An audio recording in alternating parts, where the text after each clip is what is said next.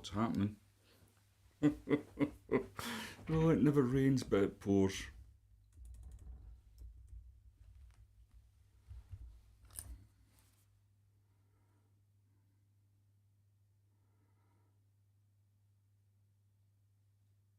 Oh, dearie me.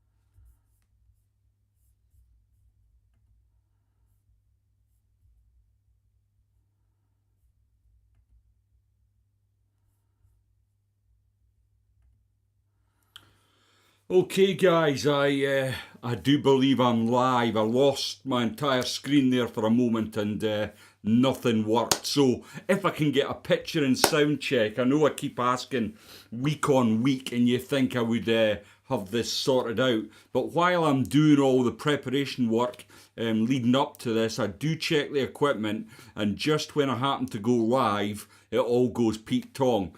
Just the usual situation with me. But I seem to have picture again. I'm just going to run through the screens that I've got and make sure everything is working. So here's my split screen showing the hook and the vise and the vise itself, just to make sure that you can see everything. So can everyone see the whole thing? Just give me a thumbs up or a hello. Good evening, Lindsay. You seem to have lost more hair every time I do a live stream. I'm pulling it out. So there we go. Let's see. Are we doing okay? Evening, mate. You can see the top loop knot, if that's what you're asking. No, I think he was asking how I store the spare leaders, but that's by the by. Anyway, let's get on with tonight's live stream. And what we're going to do is we're going to tie a whole bunch of river flies. And what I've done is I've used this book as inspiration. Now, it's a new book on the market. I think it is here in the UK. And it's written by a chap, an American chap called Tim Camisa. Now, although it's written by him, he's tapped into some of the world's best anglers, or currently the world's best anglers, and he's got their opinions on confidence flies, the best ways to fish flies. And I figure if I'm going to tie some river flies, I might as well be showing you what's the best going at the moment. But everyone will have their own list of confidence flies. So if everyone's happy, I'm going to make a start with the very first fly, which is Rosa's Rockerka. I made a right hash of that. Rockerka. Yeah, it's not for Scottish people to say, really, is it? So Lubis Rosa, he's a multi-capped Czech angler who's won the World Championship, European Championships. In fact, you name it, Lubis is won it. And I do have quite a few books.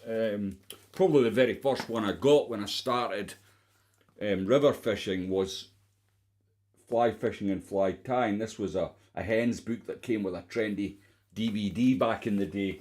And another one that I got just last year is Lubis's own book on Fly Fishing World. It's an excellent read. And the book I'd like to have shown you, which has really changed the way I approach nymphing, was Paul Gaskell's the Euro Nymphing Bible. But I seem to have misplaced that. I don't know what's happened to it. I've only got a very small space, and I'm sure it's in here somewhere. So I must dig that out and reread it, because it's a great book and it is definitely worth a go. But Tim's book's very good. I have read most of it. I've skipped some. But I've got what I wanted to do this live stream this week. It's been a great source of inspiration, and it's really interesting to see how world-class anglers are using these flies, and they give some great tips in the book. It's not just a book about fly tying, although it does give you some excellent step-by-step guides. It also gives you the angler's view on how they fish the flies. So it's really interesting to me, and I'm going to flip over to the vise now, and we'll make a start to Rosa's Rockerka. Rockerka.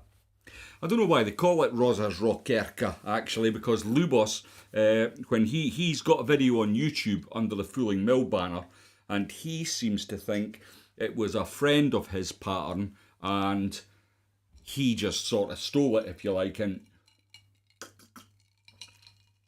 excuse me, just having a wee drink. My throat's getting dry already, and I'm only 2 minutes in. In fact, we'll go to split screen so you can see what I'm doing and what I'm drinking. It's just cider this evening, nothing too hard. So, what I've got in the vise here is a Hanak. In fact, before we do that, let me show you a wee photograph I took earlier of what the fly, hopefully, will look like once I've finished tying it. I forgot about this. I've got a little notepad next to me which is taking up most of my desk, which there isn't very much of, but I thought I would do photographs of each of the flies so you can see, and then you can compare what I'm tying with what comes next. So after each fly, I will pause and let you ask any questions, or I'll address any questions that are on the screen. So Hanak H130 at size 10. It's a fairly big hook, this, but it's supposed to represent a skating sedge, so they're a fairly big insect, and when you see them on the water, you'll often see trout chasing them across the surface. Now, the thread I'm going to use is from trout line, and I was just getting some wax on it there, and this is the trout line's done an interesting thing, so they're using a code on their threads. Now this is a bright sort of reddy orange, if you like, and this is code A3. So I'm just going to catch in behind the eye, and then I'm going to run a bed of thread down the shank. I'm just starting to get my breath back, actually, because you would not believe the carry on I had. I was just about to go live streaming, and I had an error message on YouTube telling me that my resolution was too high. I won't bore you with the technical details, but my word, I had a bead on trying to get that ready. So the next thing then is I've got some like crinkle flash here, and it's a Simplify product. It comes in different colours, and I can't quite. This is crystal pearl. Now, in the book, the guys, the sort of world-class anglers, if you like, they use all different kinds of colour, and I suppose it boils down to confidence, but I'm going to use the crystal flash. I think that's what was in the original fly, and what I'm going to do, I've got one strand here. I'm going to sort of level it up, I'm going to fold it and fold it again. Now, I've only tied one of these flies. I didn't have much time today, but I managed to tie one of each of the flies I'm going to do. Now, the first one I tied, I think I didn't have enough crystal flash in the butt end, so I'm going to correct that with the tying I'm going to show you. Now, I'm not going to bring it all the way to the point, but I'm going to get it up the body, and then I can use the crinkle flash just to get a bed of thread onto the fly. Now, next thing I'm going to do is I'm going to trim this up, and probably a wee bit more than that. There we go. Now I'm going to bring my thread in a big open turn back to here, and I'm going to create a dubbing loop. Now, I'm not a huge fan. If you follow the channel, you'll know I'm not a huge fan of using dubbing loops, but for this pattern, it just makes sense. So I'll bring my thread back to the front, and I've created my dubbing loop. Now, I've got this tool here. It's my dubbing spinner. It doesn't see the light of day very often, but it's getting a wee run out today, so I'll get that on, and I'm just going to hook that over the end of my vise while I prepare the feather, if you like. So what I'm using is some Trout Lines CDC. This is the tyres pack. I don't know how well you'll see it actually, the light's not particularly good, but it's what Troutline term their sort of tyres pack. It's not the very best of stuff, but it's not the worst of stuff either. You can get a couple of good feathers. Now, the other thing I did when I tied the fly, when I was practicing, is I didn't use enough CDC. Having looked at Lubos's version and what I'd tied, it wasn't quite right. So I've got a little slotted aluminium boss thing here. I'm going to just stick the CDC feathers into this, just off camera.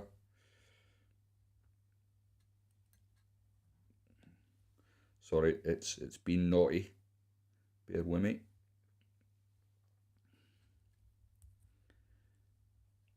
And then what I can do is, now I've got it in, I'll capture it in my clip.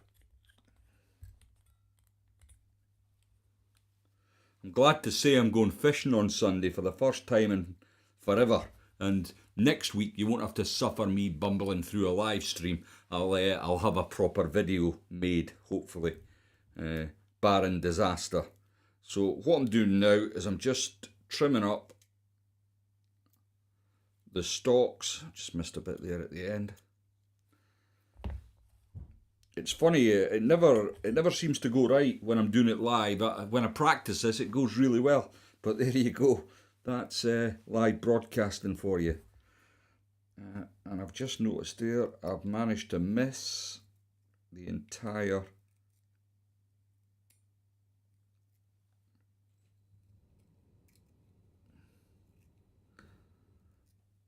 There we go. I think I've got it now.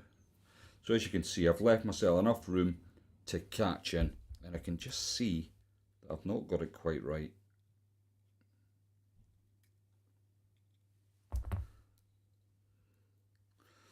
One of these weeks, folks, you're going to turn up and I will have everything squared away. It's just not this week. So I'm going to lift out my dubbing loop, and I'm going to put that into the loop like so. Take that away, and then I can spin that up. Now obviously if you're not doing a size 10, you'll get away with one sort of round of doing the feathers, but if you're doing a size 10, I've found, certainly with the one practice fly I had, you definitely need to have 2 passes at the CDC. Now, as I bring it over, I'm going to start to brush the CDC back. That's not the best brush for that.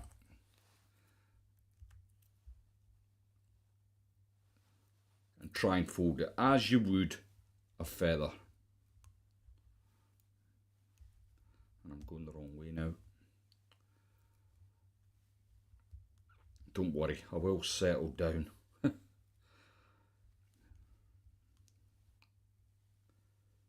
And I think every time I do one of these live broadcast things, it's great fun because you get to interact with you folks, and that's always good. But it's not good when you've run around like an idiot just before you've come online. So I apologise for that. My adrenaline is starting to come down a little bit. So with any luck, the rest of the stream is going to go really well. I think last week we had no sound for the first couple of minutes, which was rather annoying. This week, hopefully I've sorted that issue out. And next week, you'll be watching me at Farmore, hopefully catching a load of fish. We'll see how that goes. So, I'm going to bring that over. I've got about not even quite half the fly done there, but it does require a lot of CDC. So I'll bring that up, and then I can take away that bit. Now before I go on, I'm going to grab my multi-tool here and just sweep back the CDC I've got. Now it isn't supposed to be a very pretty fly to look at, it's rough, you can't do much with CDC. Now I've got another couple of CDC plumes here that I am going to put into my clip. Now these ones have got a little bit longer fibre, and I'm hoping that that'll help with the general shape of the fly. And I'm just making a mental note to myself, in the future, do not do live videos with CDC because it is a pain to work with. It never behaves properly and you end up looking a bit stupid, but hey, I'm used to that. Okay, so I'm going to get another dubbing loop created and we'll come over again. Then I'll grab my spinning tool,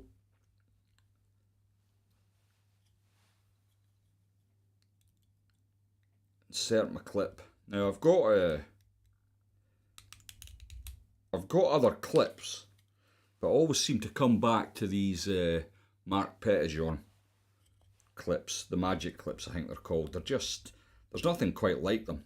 Mine's are ruined by glue and varnish over the years, and I really need to pick up another set, but it's one of them things, I've never gotten round to it yet. So I'm going to bring that back towards where I just finished.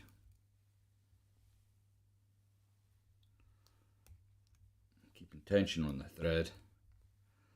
And now as I start to come round again, I'm going to fold it like I would a palmered wing.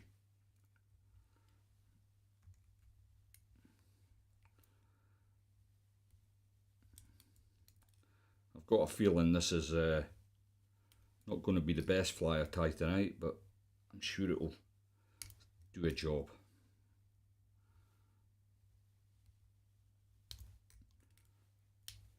There's always ways of saving it, and I think I've managed to do that not too badly. I'm sure Lou Boss would throw it in the bucket, but I'm not so proud. So I brought that over. I'm going to trap my thread, and then I can come in.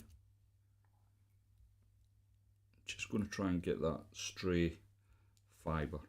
Now what I need to do with this actually is probably tie about 10 of them, just until I get used to what needs to happen. So, because I'm still not happy with the way it's sitting. Now the other thing about this fly that I've seen dark heads and orange heads, various coloured heads, but I'm going to stick with the red head here now because my thread's quite thin. It's going to take a wee while to just get a nice neat head. You can probably see this better than I can because currently my ring light's right in my eyes. I can hardly see anything. But I'll grab my whip finish tool and there's the first one. The first one's always the hardest actually. A wee bit nervous, but once that's done I'm able to calm down and hopefully the rest of the ties will be a bit better. So I'm going to come in just to spruce this up a bit. It's pretty much just a pile of CDC lashed to a hook, but Lubas speaks very highly of it. I know another few guys, some of the Welsh boys really like it, and the way he was saying how to fish it was kind of downstream and get some movement into the fly, because caddis are fairly quick on the top of the water. Once they get up, they're trying to get some altitude and get away from becoming a trout's meal. So they are moving fairly quick.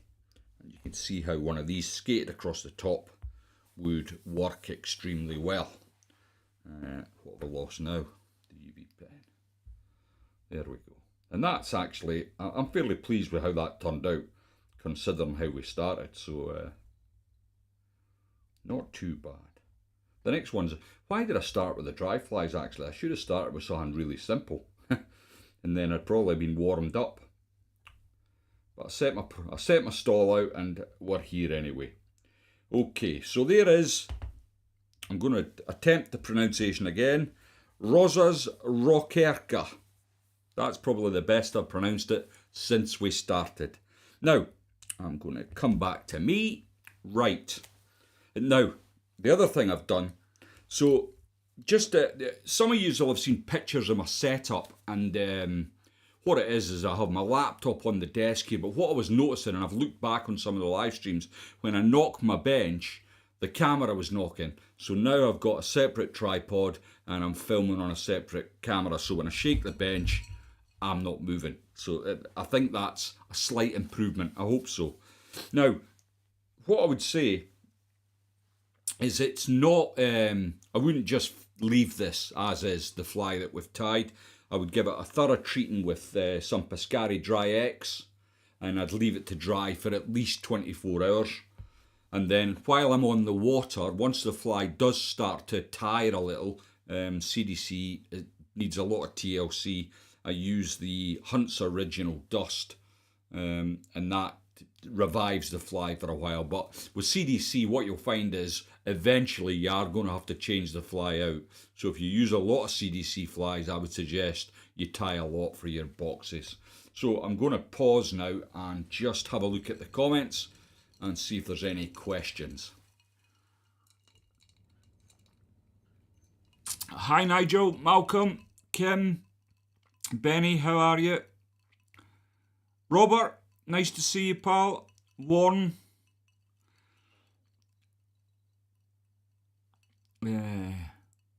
Maybe a dram of top shelf would be best for handling CDC.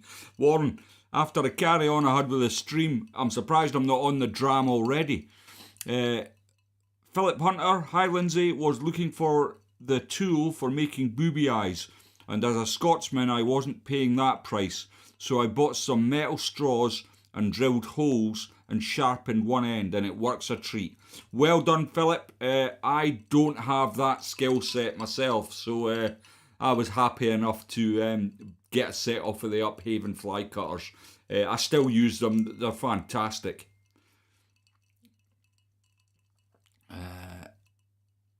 Kevin Robertson, love bringing the sedges out at night. Yep, I think the evening fall's the best time for them. But, Dongle, would you pull this fly or leave it static? I wouldn't pull it, but I would certainly give it a twitch so that we had that movement on the water. I wouldn't be pulling it like I would pull a humongous, if that's what you mean, but I would certainly want to get some movement going on it. Oh, let's put that to the side. Who else have we got? Nigel, had the problem with glue etc. on mine. Soak in warm water with fairy liquid and then remove with a blunt spade. I don't know what you're talking about there, Nigel. Did you kill and bury your wife in the back garden or something? Reese, how are you? Igor Slavik introduced me to this fly in Czech Republic on the Devil's Stones, skating it, like you say. Amazing to watch how effective it is. Reese, I've fished the Devil's Stones. It's an amazing piece of water, but that was 20 years ago. I don't think my knees could take it anymore. It takes a very fit, and you've got to be able to stretch a bit, because one minute your foot's in 10 inches of water, the next minute your whole leg's in about 4 foot of water. But it's an amazing stretch of river. I think they stock it, so there's going to be plenty of fish there as well. Nice to see you drop in, Reese. I know you're busy with the family and stuff. I hope we still get a day on Clueddog this year. What size would you go down to on this? Peter, the smaller you go down to on this fly, the easier it is to tie, believe it or not. So I've tied it on size 10, and I need my head examining really, because I've had to incorporate 2 dubbing loops. What I should have done is tied it on a size 16 or 18, and then one loop would have done it, and the fly would have been tied, and I'd have been happy Larry and moving on to the next one. Unfortunately, I was stupid and tied it on a size 10, but to my mind, and I might be speaking out of turn here, I'm not no world champion, but sedges are huge. I don't know if you've seen them in the summer months. They're massive insects, and certainly in Europe, Slovenia and that, sedges are big. So I figured I'd tie a couple of the big ones. William Thompson, my 2 favourite anglers in the house. Good evening, Reese and Lindsay. Hope you guys are fantastic. Well, I'm fantastic, and I'm sure Reese is getting some sleep with his small child. Glue. Oh, sorry, Nigel, you hadn't killed your wife. You were talking about glue on your CDC tools. Yeah, I know, mate. Great to see you back, Reese. Hope the wee one is doing well, pal, and you're enjoying dad life. Yep, it's a real experience being a father for the first time. And then it's an even better experience when you have another one. Another blessing, as my wife calls it. Okay, if that's the questions in regards to, let's try it again, Rosa's Rockerka. And I'm going to move on to the next one. And I'll just pop these 2 flickers. I'm going to keep these. I'm not going to. What I do with a lot of my flies, they end up going in a tub. I've got a tub of stuff at the back of the room there, and then what I do is all the flies I tie just go in that tub. So let's see what we've got up next. Something even harder to tie, no doubt. So bear with me. So that was the Rockerka, and now we're going to have a look at Josh Miller's Clueless Caddis. He was obviously thinking of me when when he named that fly. So I'm going to grab out the bits and bobs I require for this fly, and then once I've got the fly hook in the vise, we will switch cameras and get it tied. Now, hopefully, I won't keep you as long as I did last week, because it was a late one. A couple of hours. I mean, that's long enough to be listening to me wittering on. So let's get that secured. Get myself sorted out here. Okay, and let's go back to the split screen. Right, so what I've got is a Hanak. Again, it's a dry fly hook at it's a 130 BL. It's on a light wire, and this one's a size 12. I'll just put that out of the way. And the thread, now, Josh Miller, he's an American international angler. The Americans have come a long way, and I've followed the international scene for a couple of decades now, and I remember, 2 decades ago, nobody would expect America to come anywhere in the World Championships, and just in the last 6 or 7 years, they've really been knocking on the doors, and they've won a few medals as well. So they've got a grip of their game, and they're up there competing with the best of them. Josh Miller is part of that sort of outfit. He uses a brownie coloured thread. I'm going to do likewise. And I'm just looking for my example. There we go. And what I'm going to do is get some wax on my thread when I can find it. Now, I don't know what you guys think of the camera setup. Please do let me know, You know, are you happy enough with the way the camera's and the split screen is? If you can think of any improvements, I won't take the knock, just let me know. I do want it to be as good as I can get it when I'm doing these sort of things. So I'm not going to get rid of my rat's tail, and the first time I went to tie this fly, first thing I do is cut off the rat's tail, because that's what I'm used to doing. Now with the dubbing, I'm not quite sure what, in fact, let me just, I want to just give myself a disclaimer. I don't have all the proper materials to tie these flies, so although I'm calling them by these names, it might be slightly different in the dressing because I just don't have the materials. But I'm not going to lose sleep over it. If you're part of the fly tying police, dry your eyes because it's not changing. Right, now I've had my rant, I'm going to grab some of this dubbing, and what I'm using here is some Troutline Ecstasy dubbing, and it's a colour, the colour's honey. So it's a kind of, how could I describe it? It's like a mohair sort of thing, if you any of you's ever owned a mohair jersey. And I know Nigel's in the house, so at least one person's owned a mohair jersey. There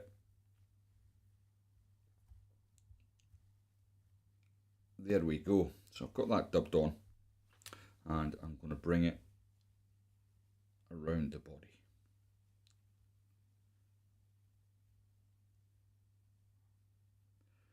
I'm going to leave plenty of room at the front here.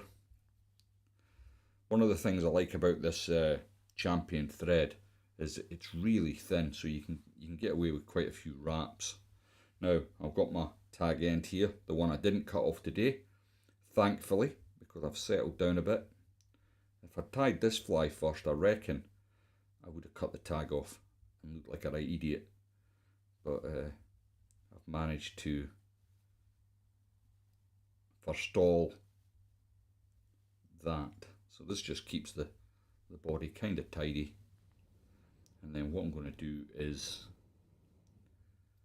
just secure that in place and then take away that thread. I'll just get rid of these outliers.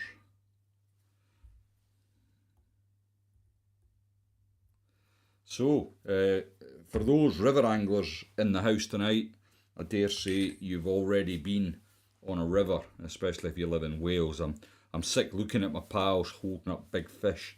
It really is annoying. I'm 2 or 3 hours away from Wales, so it's difficult. Now I'm just grabbing out a couple of CDC plumes from that, and then I'm just trying to find somewhere to throw stuff at the minute. Now with the CDC, I'm going to line up the tips, and this is the underwing if you like. I'm going to line up the tips. Just get any junk out of them feathers.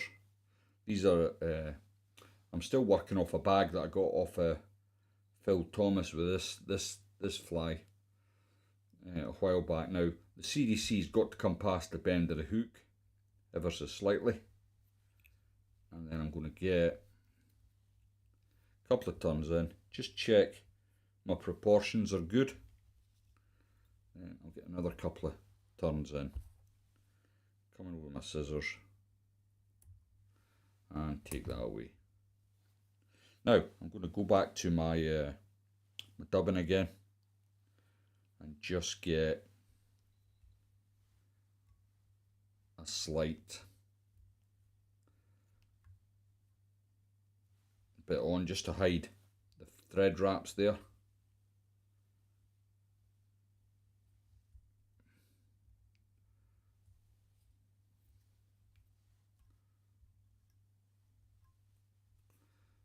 Okay, so the Clueless caddis, just a little bit about the fly itself. It's meant as a dual pattern. Now, for those of you that are in the house tonight and your loch style fishermen that are just tuning in to support me, thank you very much. I appreciate that, but you wouldn't have a clue what duo is. So what it is basically suspending a small nymph off the back of a dry fly. Now what I'm doing, I didn't have any of the stuff that Josh suggested for making this wing. So what I'm using is some of John Tyzak's shop. I can't think of the bloody name of it. Fish On products.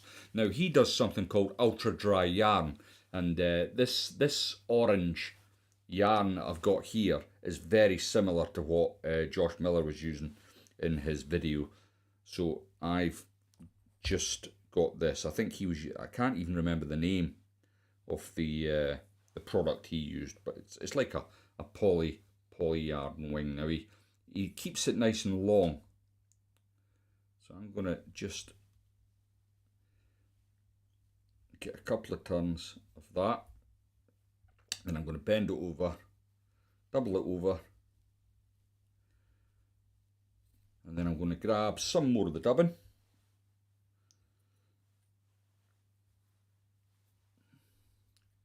I must ask Lucian what this stuff is actually, because it's really nice.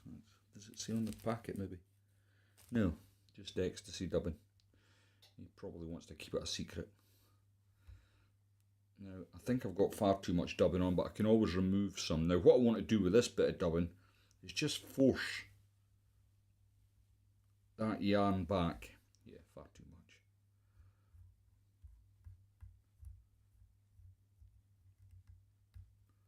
I never thought I was a nervous person till I started doing this live streaming. Jeez, oh.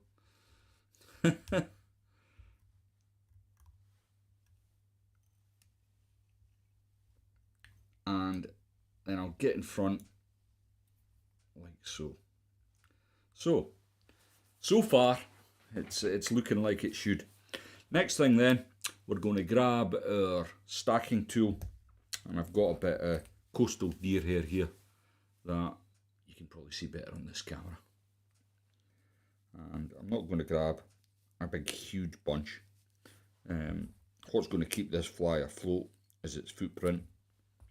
And of course, it'll be getting the treatment, as I said before. Now, before you stack deer hair, and this is the same for lock style flies or any other flies you're tying, get your brush in and get rid of all that under fur. Like so. And then I can put that in the stacker.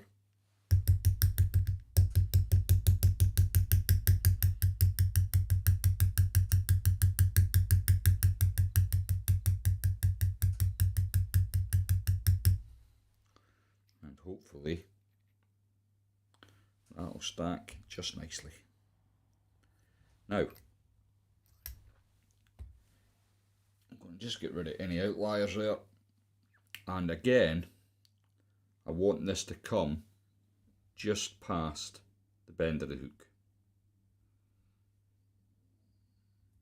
Now, I don't think I've given myself enough yarn, if I'm honest. Now I'm going to have a pinching loop over the top, and then a little tighter next time, and then eventually I can cramp down on that. Now I'm just going to lift that out the way, get a few turns in front, and then I can come in with my whip finish tool, if I can locate it.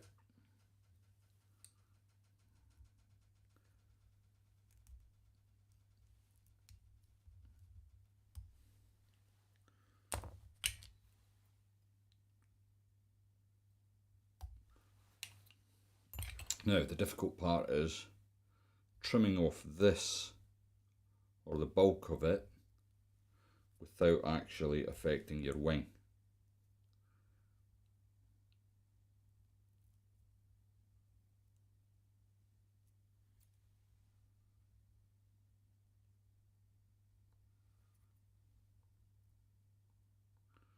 Bear with me.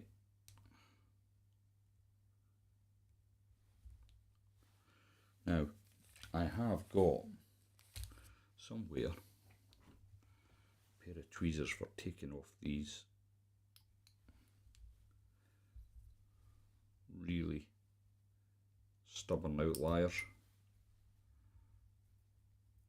I mean, it doesn't have to be perfect, I suppose. Now, next thing, I'm going to trim up the poly yarn. As I said, I've not quite given myself a long enough wing, but that's essentially the fly there. And you know, you can imagine. Oh, it's a good thing about having it on the camera.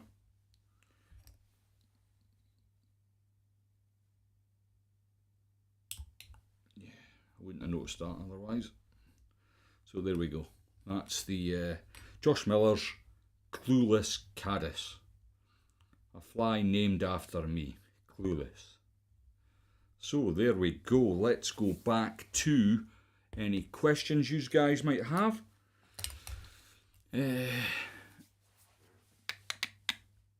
Watching from Wellington, New Zealand. Well, Warren, I'm not sure what time it is there, but I hope it's been worth your while watching so far. It's been a comedy of errors as far as I'm concerned. Nigel, wife's next, just topping up insurance. Alright, I can recommend several companies, PM me. William Thompson, absolutely buzzing for your Kit Kat Cup, Lindsay. Spoke to Jock a few weeks back, and I tell you, one of the venues you are going to won't say, but it's unbelievable, sir. Well, William, I think I know where I'm going. I hope I know where I'm going. But I'm sure Jock will give me a good kicking again. It seems to be becoming a regular occurrence now. But we'll see. I'm glad you like the camera setup. I'm still not quite sure because I've changed this week, William. I keep looking at the camera on my laptop, which is not going to show you anything because the camera's there. But it just takes a wee bit of getting used to. I think if I'd done it every week, in about 20 years, I'd probably be pretty good at it. But I've not got that kind of time.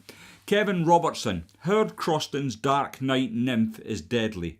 Definitely my go-to nymph on the river when the water's clear and with low level. I have seen the Dark Night. I think it's probably an excellent nymph. I shan't be tying any tonight, but Howard's got a whole range of flies that are, you know, he's a fantastic river angler, and I dare say that his fly boxes, I wouldn't mind a look in his comp boxes, but I'm sure not very many people do get to do that. Brian, and so great fly tying patterns. Thank you for passing on your experience and knowledge. Oh, Brian, you're too kind. I'm making a right hash of it tonight so far. Ben Flockton, good evening, Lindsay. Do you fish these as single flies or use dry droppers, suspended nymphs, etc.? Ben, this is designed as a dry dropper fly. I wouldn't fish this as a dry fly on its own. It's just too big. But I would be happy to suspend a size 16 down to 22 nymph off the back of it and expect to catch plenty of fish. And I dare say, you know, if Josh Miller's using it, it must take fish because these guys are really efficient with their thought process. They wouldn't fish two flies if they thought one of them was going to be completely sacrificial. I mean, that was a thing in the past. You would put a sacrificial fly on and you would fish one fly with your sacrificial fly. Nowadays, people want maximum value, and to be efficient like that, you've got to use flies that are going to take fish, whether they're taking dries or they're taking the small nymph. I hope that answers your question, pal. Gunner 720, hi, what type of flies are best this time of year in South Wales? Gunner nymphs. I know the guys are saying that the LDOs are coming off and the March Browns, but the window for dry fly fishing will be short, especially on a day like today. I mean, it's been freezing where I live, so I can only imagine what it's like in the south of Wales. You will get a window. If you've got the time to sit on the riverbank and wait on that hatch coming, you'll get the opportunity to catch fish on dries. But I would say your best bet, if you don't want to spend the day just waiting, is to either fish nymphs or fish streamers. Streamers is really effective for trout, especially early season. Ashley, have you fished Blithfield or Ellardine? Ashley, I haven't. I don't know why. I think it's very difficult for me to drive past the likes of Grapham and Rutland, if I'm honest. So no, I haven't. Maybe I should try and get myself there and see what it's all about. Blackfur, sorry you're late. No problem at all, mate. Yeah, I was just killing time till you got here. It's going to start getting good now. Right, that's all the comments. Let's move along, and we're going to start with, not that one. Let me just turn that off, and we'll turn this on. So, George Daniels UV Polar Jig. Now, those of you, if you're like me and follow international fishing, you may well have heard of George Daniels. He's got quite a presence online. Just bear with me, folks, while I clear my bench and try and make some room for this next fly. I remember many years ago, I think George has been around the American team for a long, long time, and one of my friends, many years ago, the Army used to send a team to the American Rivers Championship, and it would have been at least 20 years ago now, and I think George Daniels was involved with the American team at that point, and he's obviously become a very experienced and knowledgeable angler. So I'm going to switch over to the vise if you've seen enough of the photographs, and we're going to be using today, once I find my glasses, I think the long-term goal is to get a bigger bench, because currently I can't, when I'm doing these sort of things, I can't seem to find anything. It's becoming a bit of a pain, and you know, when you're making, like, normal videos are easy because generally I'm only tying one fly, so it's a bit of a doddle really. Just got, yeah, I don't know why I did the dry flies first. They're so messy, it's ridiculous. So I'm going to be using some 4.6 copper beads on this one. And I'll grab the hook. It's a kind of meat hook, so you'll not have too much difficulty following this. And I wished I'd started with this, because it would have been a quick win if I'd started with the streamers. It's much easier. So there we go. So just to recap, 4.6mm bead, size 8, 480 Hanak hook. Now, a tip for adding some extra weight as well as keeping your bead in place is to use some, I'm using some lead wire here, and I don't take it off the reel because it just helps. In fact, let me get some wax on this thread. Can't find the wax. There's another bit there. Now, let's try that again. So I'm going to plug it in there, hold the bead into place, get a few wraps on.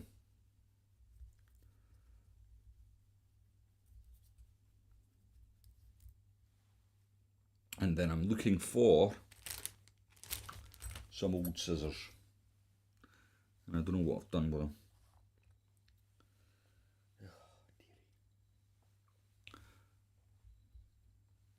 Ah, there they are.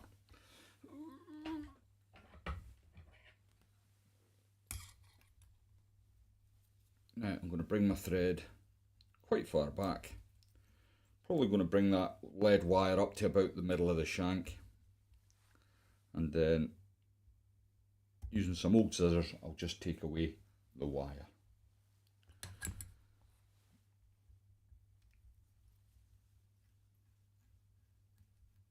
And what I'm going to do is just take some pains to cover up this little bit of wire here, because if I don't do it now, it'll snap my thread. And then I'm going to call an end to the live stream and go to my bed, because that's just how I'm feeling about this at the minute. I was thinking today, you know, at lunchtime, I was just going through the camera settings and stuff, thinking, it's going to be good tonight. I've cracked it. I've cracked this. It's going to be good. And then I had that carry on before I came online. I just made it in time to click the button at 7 o'clock, but being a little dishevelled, it took me a while to settle. So I'm using some brown marabou for the tail here, and I'm taking quite a healthy clump of that marabou. I'm going to remove the waste here over my bin.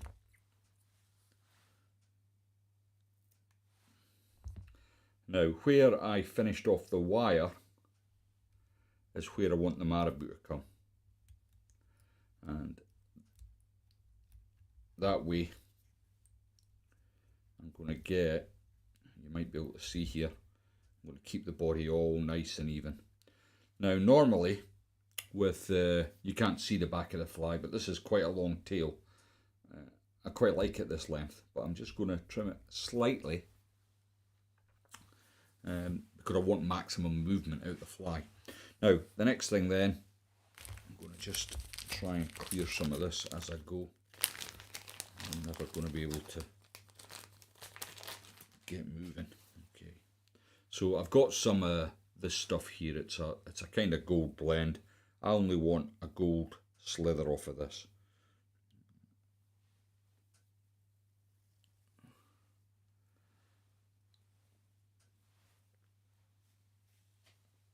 Now, what I'm going to do is I'm going to run. I call these runners. I don't know what other tyers call them, but they run up the side of the fly. So I've got that in place on my side. Try and keep it out of the way. Just get a couple of turns, and then I'm going to grab it, try and get it just so on your side. Now, another thing that's really annoying me, I don't know if you can hear it, hopefully my microphone's not picking it up, but my tumble dryer's going in the background there because I forgot to switch it off before I started, and hence it's starting to really annoy me. So I've grabbed both the runners, and I'm just going to take away the excess there. So they're roughly the same length as the tail. Now, again, apologies to George Daniels. I don't have the fritz that he used. I just don't have it. I think it was, as the name suggests, it's probably UV Polar Chenille, which I just don't have. What I do have is some of this stuff now. It is from Uphaven, even though it's just got Peacock written on it. It's from Uphaven Fly Tying, and I got this when it was in its experimental stage, hence it's come in the clear packet. But when I looked at the picture of George's fly, I just thought this is a perfect fit for the colour of fly. So I'm going to use some of this, and I'll catch that in. Now, I'm hoping to get a bit of fishing done in Wales this year on the rivers, as well as the Derbyshire Y. I've had an invite up there. I've also had an invite to the River Test this year, which will be a nice day out because it's only about 45 minutes from my house. I just can't afford to go and fish there very much. But thankfully somebody's took mercy on me and invited me along as their guest for the day, so I'm looking forward to that. So each time I come back with the fritz, I'm just pushing this back.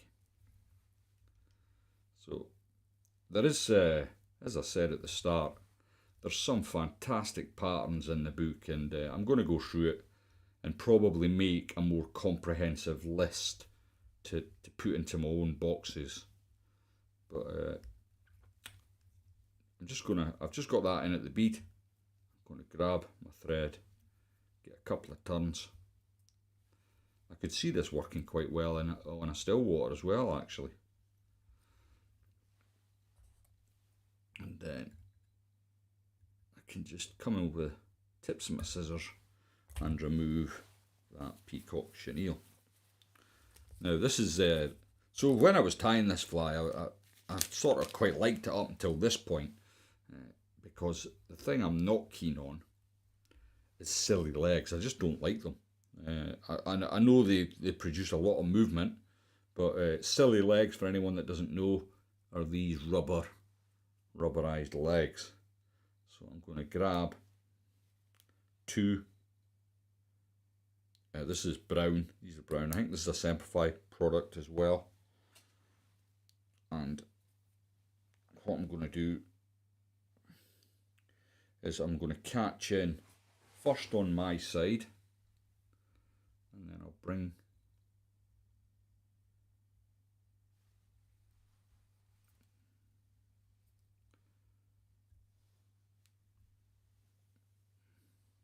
that over behind the bead, and I'll catch them in on your side. Now try and get all the fibres back. And what we're going to do is create a bit of a collar here.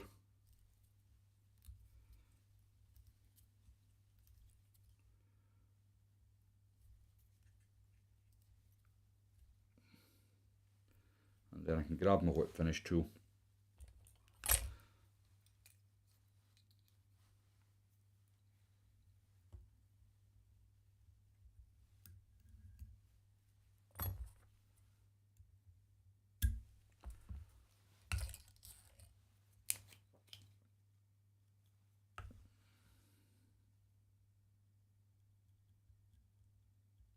Bit of super glue, and I'll just go right round there just to finish this off. Now I'm not going to leave these silly legs at that length. That would be silly, pun intended. So I'll grab the legs and again get them all together. Try not to catch in your runner that you tied in earlier, because that'll be a disaster. Pull them all back. Don't put any pressure on them, and then just about the same length as the tail, take them away, and there you have George Daniels UV polar jig. Yeah, I could just imagine what they'd say. You pulled this out on the Avon before the 1st of July, you'd be in a lot of trouble, trust me. But there we go. I hope you enjoyed that one. So let's have a wee look at the comments and see where we're at.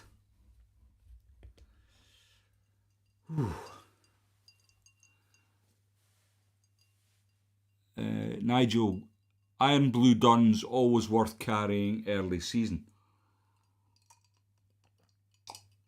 Nigel, I've seen your boxes, they're full of them UV polar jigs. Don't be giving that we're using the iron blue dun nonsense. Ashley, I've been fishing there a lot. Some amazing fishing. Also, thanks for all the tutorials, been really helpful for me to get stuck into fly tying. Ashley, I'm glad they've been of some help. I doubt tonight's helping very much. Gunnar, Tim Commissar, thanks very much for sending me the book, Tim. Really appreciate it. And I doubt I could replicate this colour combination if I tried. I'm not sure if the stuff I used for the body was experimental or not, and Ben decided not to go with that line. But if you are looking for it, Uphaven, Ben Worley's the guy to speak to. Ben, how is the jig hook fished? And Ben, well, this is a streamer pattern. So basically, if you were fishing it in a river, you would cast it upstream and fish it like a nymph, if you like. You could jig it back on your longer rod, or you could fish it with a heavier sort of rod and line and fish it like a jig, you know, like across the river. And I like to fish it like that. It's super effective, and you'll not be mistaken when you get a take, because they can really hammer it. It's a fantastic way of fishing, especially if there's nothing going on. So very often I'll fish a run or a pool if I'm being... So I set myself little challenges on the river. I go fishing on my own on the river. I'll have like 100 metres of water and I treat it like a beat. And it's just an old habit. It's a little silly challenge, really. So I'll give myself 100 metres of water and I'll give myself an hour to fish it. So what I'll do is I'll go up it with maybe dry dropper, then I'll go up it with Euro Nymphs, and then the last thing I'll do is I'll streamer it. And usually that always, regardless of what I've done previous, the streamer will always produce something or other. So yeah, that's how I would fish it. In a still water, you could just eke it back across the bottom. You've got to remember that this fly is going to swim like this. Yeah, your tippet's going to come off the back there and it's going to swim like that. Now, although there is lots of great examples of streamer patterns in the book, I was set a little challenge by Adam, Teabag Hollis, and he said to me, I bet you can't do, and that's fatal, because if somebody says that to me, I'm always going to give it a go. So, Adam, if you're watching, I'm sure you're going to enjoy the next one. So we'll go over to the still image of the fly. We'll get rid of our UV polar jig, and we'll have a look at our teabag. So just have a look at this, and I'll talk you through what I'm doing once I've got all the materials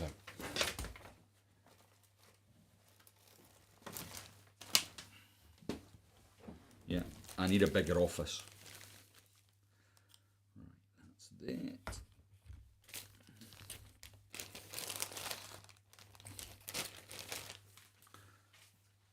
And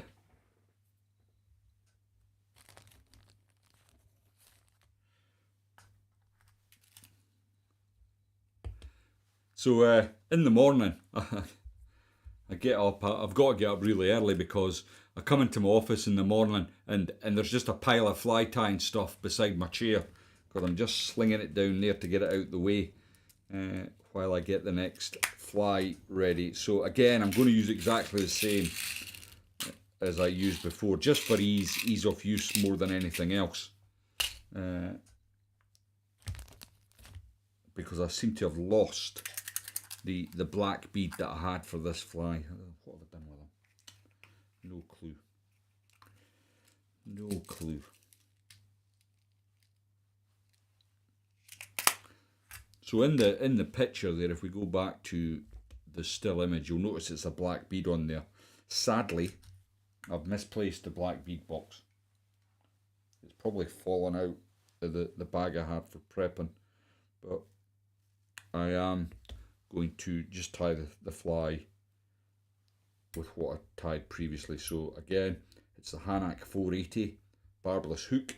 It's size 8. It's on a heavy wire, medium wire, and I'm going to be using, in the stead of the black bead, the copper 4.6mm bead. Again, I'll use the same trick with my thread once I've got it waxed up here.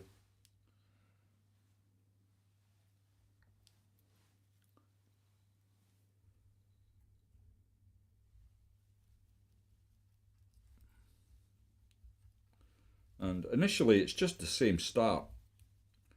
So Adam messaged me on Facebook, I think it was last night actually, and said, oh, what about this combination using a hare's mask or a hare's ear and a woolly bugger, was his exact words.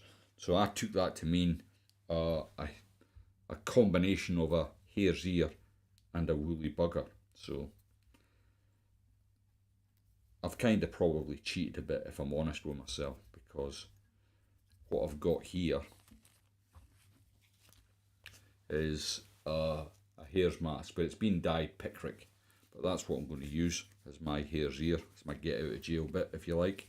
And the tail for this fly is going to be black.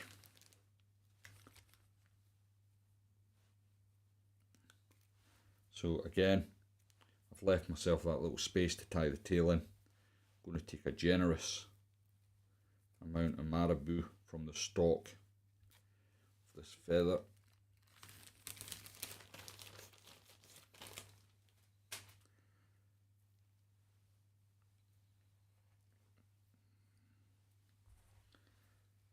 And then I'll just remove the waist here. Dress it up and tie it in.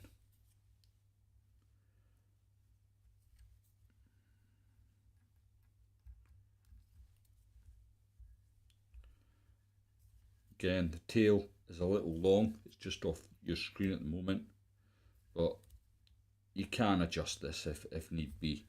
But these big streamers anyway, they're designed for catching big fish, and you're not really worried about tail nipping, especially early season, because these fish are starving. You know, you've got to remember they've had the winter, and there's been very little around, so subsequently they're really hungry. Now, what I'm going to do with this, I'll just flip back here. So I've got this hare's mask here, and what I want to do is get my clip, and I'm going to just come in. Very difficult to do it on the camera, but I'm just going to come in, lift some of the fibres up with my clip.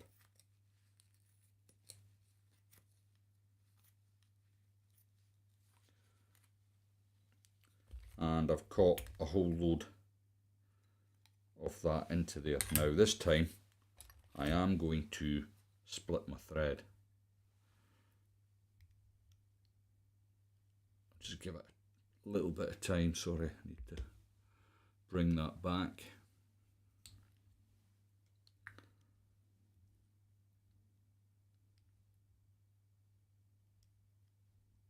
Now if you've got any questions, please do jot them down in the comments. It gives me a little bit of a break.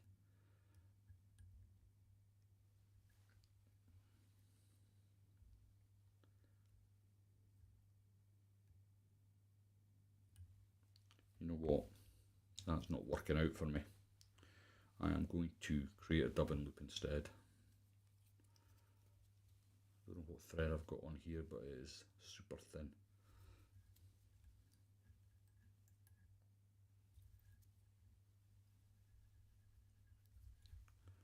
So we'll do it the good old-fashioned way. Now what did I do with that? Spinner.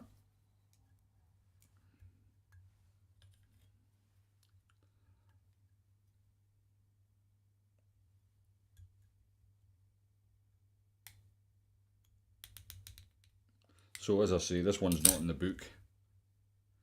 This is just something I've thrown together from a suggestion. That's not to say it won't catch fish. I think if you throw anything early season,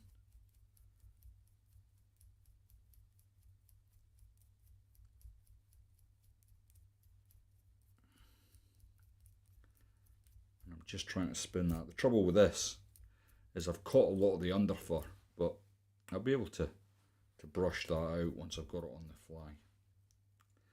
So once I've caught that into place, I'm going to bring it around like so. Just pull back.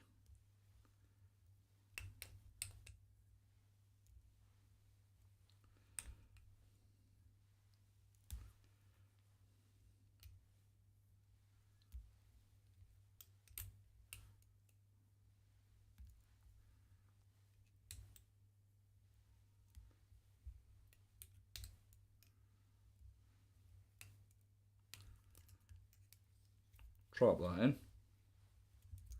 I know it looks a hot mess at the minute, but trust me, it's going to come good. Well, goodish. You might think the fly's a load of rubbish, but let me know. I'm always happy for some criticism. So I've got that trapped into place. I've got a hold of my thread just to keep tension on it.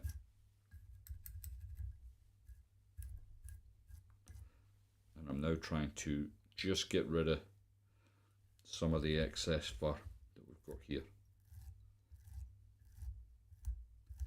You can see it's coming off on my brush. I knew it would. In fact, I'm going to bring in the big guns.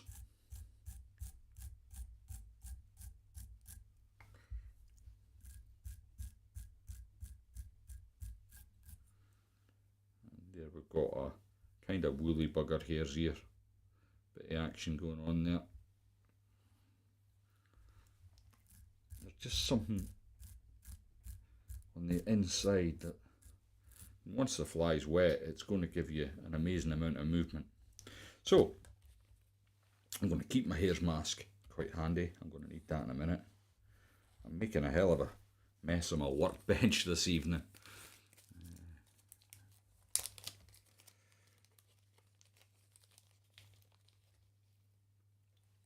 I'm going to grab, so this is again, this is for trout line, and what they've done is they've got, sorry about the label, but they've got some English partridge and they've dyed it picric. So I'm going to grab my hackle pliers here.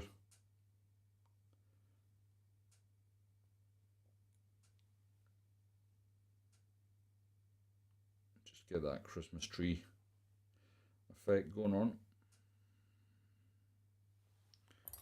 And I'm going to take the tip away. Not too much though. I'm going to leave myself something to tie in at the front.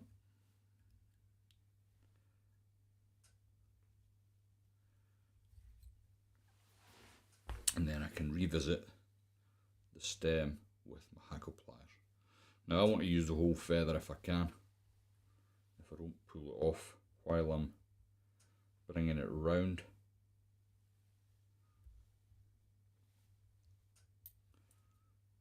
I love English partridge. It would be one of my, you know, if you were limiting yourself to just a few materials, English partridge would be amongst that, dyed or undyed actually. I just love the barring of the feather, it's really smart. Now, I'm going to ease all that back, just tidy everything up at the front. Got a couple of loose fibres there.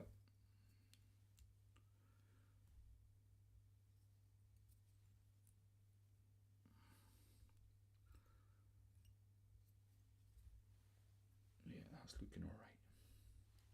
And then to finish off, just going to pluck some hairs from the mask itself, some of the longer guard hairs from the hairs mask.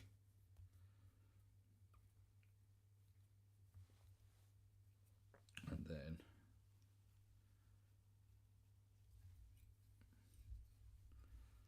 a bit of super glue onto the thread.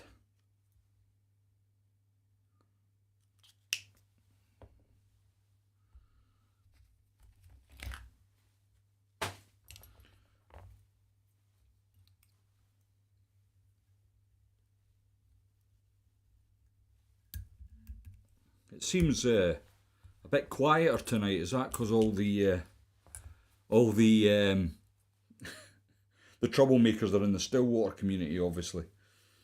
So now I've got that in place, I can again come in with a brush, just tidy up, and there we have my answer to your challenge, Adam.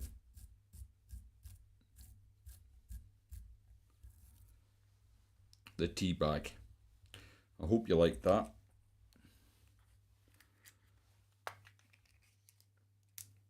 And hopefully that's all the big and nasty stuff out the windy. Okay.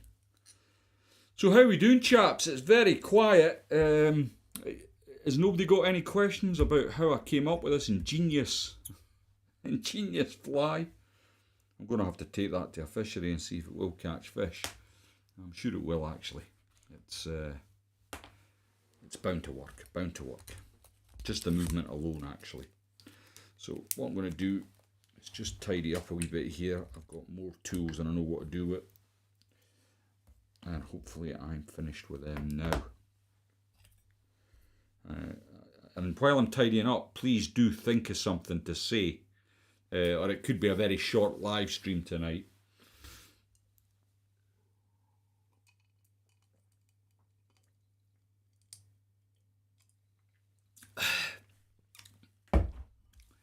Either empty the dishwasher or carry on watching you, mate. Bless her, she's left me watching you. You got a good one there, Brian. Kira will look after you. I can't believe the state of my tying bench at the moment. It's shocking actually, but I'm going to do my best to try and keep going. I'm definitely, that's on my shopping list is a new bench that I've got a little bit more.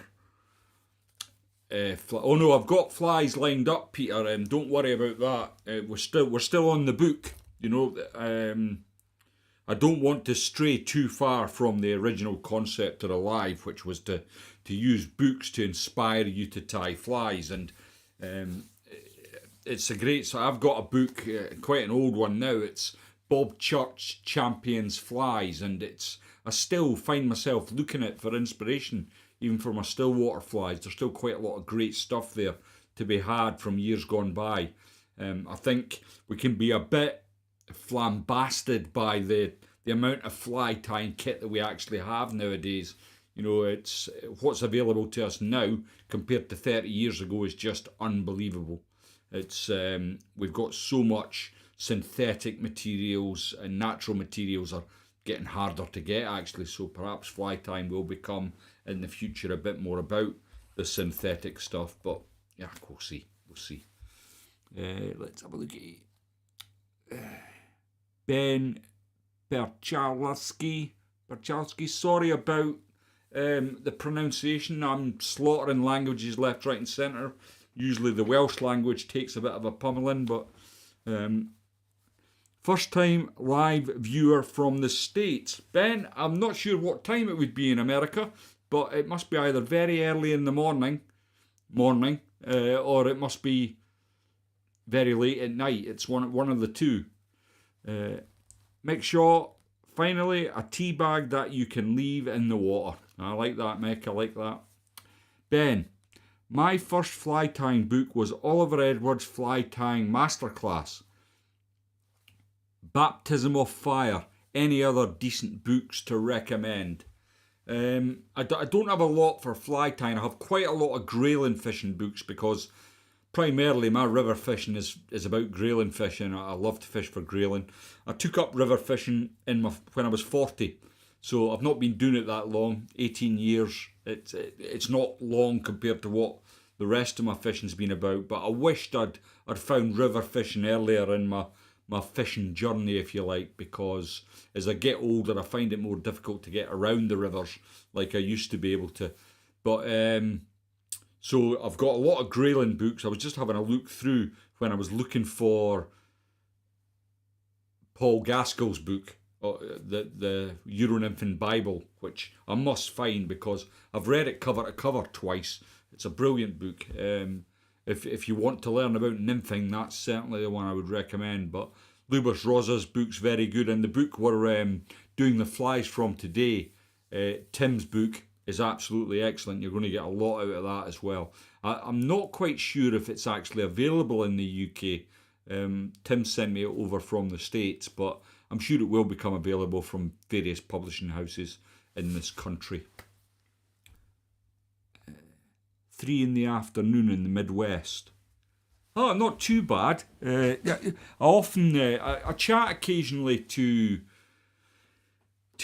Brian Smith, the fly smith, or ties flies, whatever you want to refer to him as, and generally he's always I said, "Oh, I'll give you a call," and he'll say, "No, don't. You'll wake my wife up. It's 3:30 in the morning here." And I'm like, "Oh right, okay, no problem. I'll not call you." So yeah, it's always interesting, and thanks very much for tuning in. I'm sure the flies that work here will work perfectly well in the Midwest as well.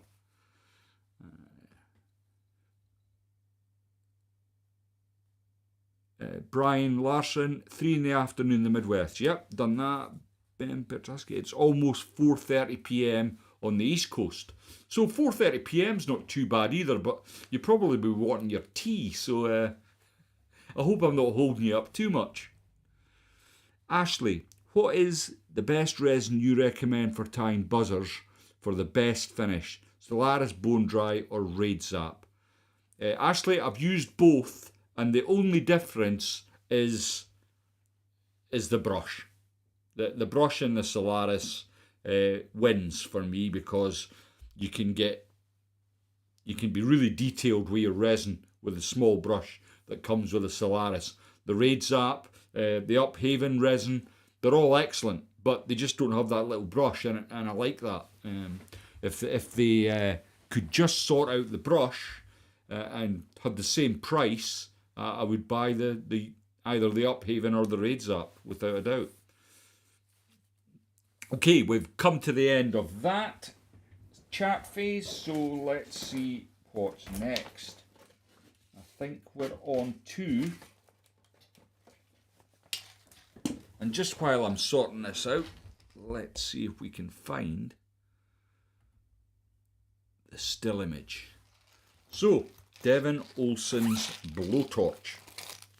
Now, again, apologies to Devin, because I don't quite have the right material to tie his fly. I'm going to use what I've got, as always. Don't let the fact that you've not got the materials for flies put you off giving them a go. They don't have to be exactly the same materials. That boils down to confidence. It's just a confidence thing. So, we're getting a little bit more realistic now with these flies. I actually use this fly, so I'm going to tie it to use. I'm just trying to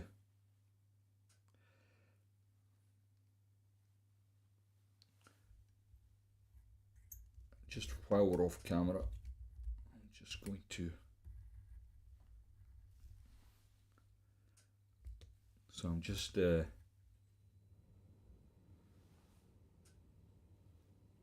sorting out bits and bobs, moving stuff around my bench, ready to get up and kick 7 bells out of that tumble dryer. Okay, so for this one I'm going to be using some black thread here. It's a trout line. I've lost the label, so I don't know what number it is, but black's fairly easy. I think it's the nano silk actually. But I'm going to just get a little bit of super glue onto the shank. And then again, I'm going to grab my lead wire, push the bead into place, and get a few turns to hold that wire into place. Now, next then, I'm going to cut away the lead wire.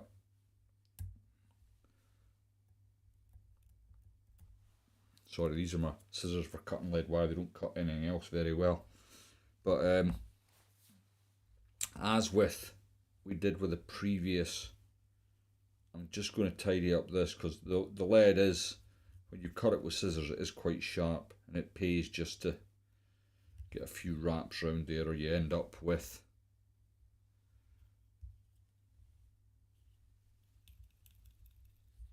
try and get some thread wraps in there to jam that into place.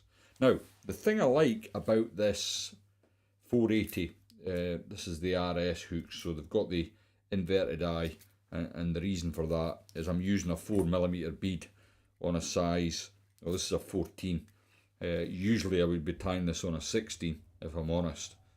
And you get a lot of weight for a smaller hooker and what will turn out to be a smaller fly. Now,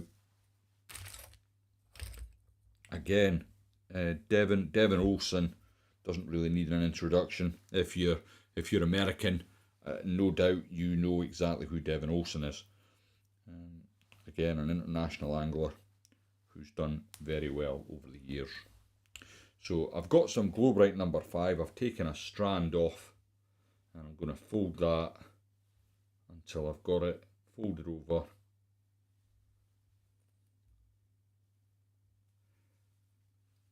So it's 8 ply. Then I'll come in just where I finish my wire off, and oops, that's not going so well. What I'm going to do is just tidy this up. Come in again.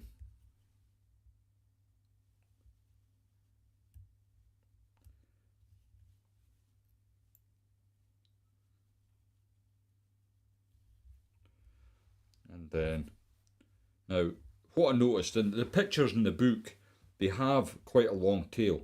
So it's round about this, which I never used to tie. Well, I don't. If I'm honest, I don't tie my tails, my flashes this long. I usually use the bend of the hook as my cut-off point for tags. I mean, let's face it, the blowtorch, it's a fly that's been around forever in a way. Tagged flies, they're just really effective for trout. There's no two ways about it. So next thing I'm going to do is catch in my rib. It's a copper rib. I think it's a 2mm Semperfi rib, if you're really that interested in the exacts. And I'll catch that in like so. Now, and this is where I'm kind of going to go off piste a little bit.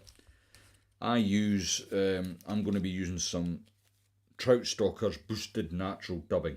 Now, you can't get this at the moment. This is my own personal stash, but it's what I use. Now, I know for a fact that it's not what Devin Olsen uses, because he probably can't get a hold of this stuff like everyone else at the minute. But I've got a lot of faith and confidence in this dubbing. I really like it, and sadly, what you've seen flash before the vise there is what I've got left. Now, what I always do with my bugs before I come up the body with the dubbing is I just add a little bit of super glue, and it just makes them super robust. So I'll catch that in.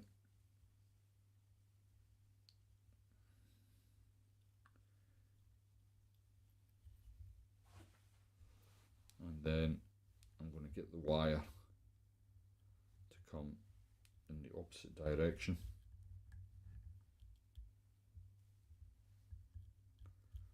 I've not made a good job of that. I'm going to come back and try and get your wire wraps evenly spaced.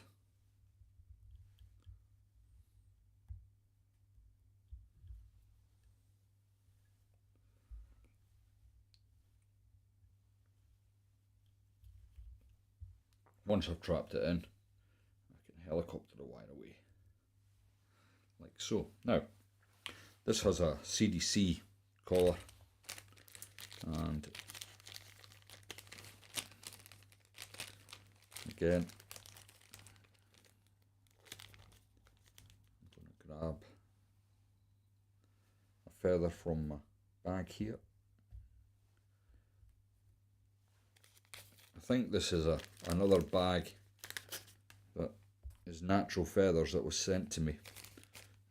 So the natural feathers tend to have a whole lot.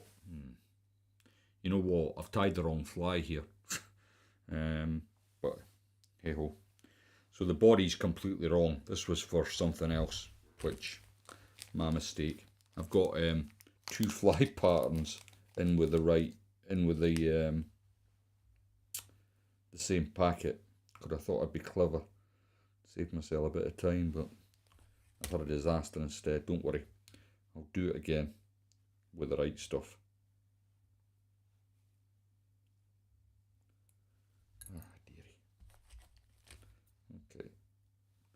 So I've caught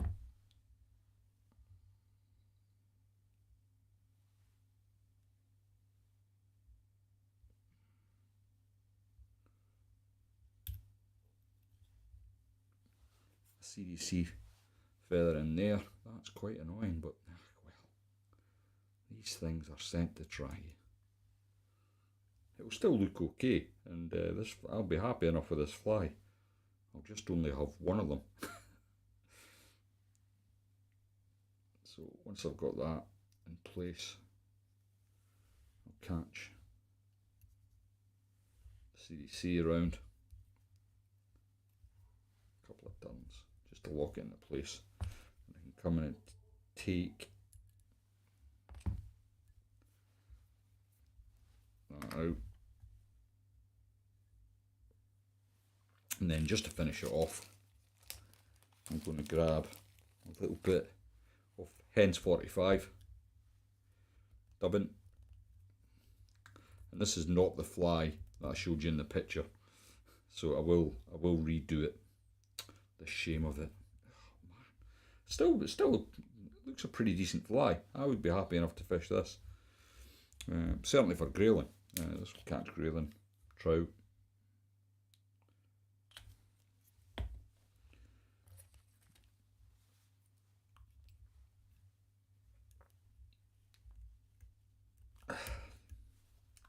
So there's one kind of version of the blowtorch. It's not the one I wanted to show you, and I will momentarily start again.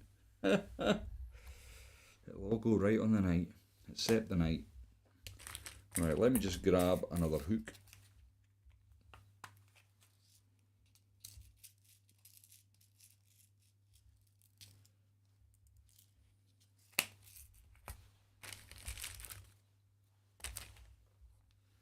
Bear with me, folks.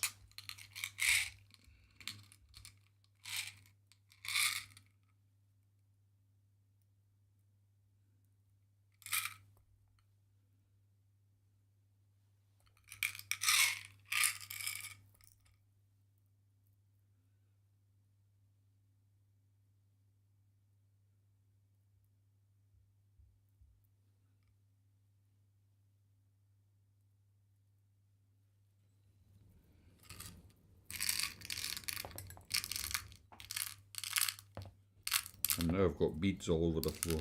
Ah, the joy, the joy. Right.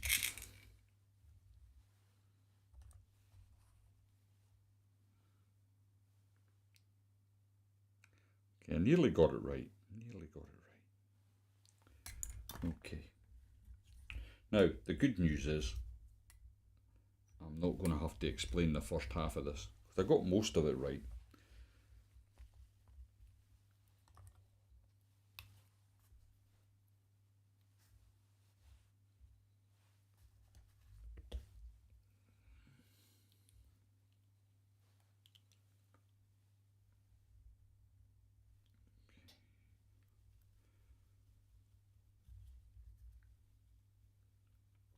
Okay, so I've just inserted the lead again.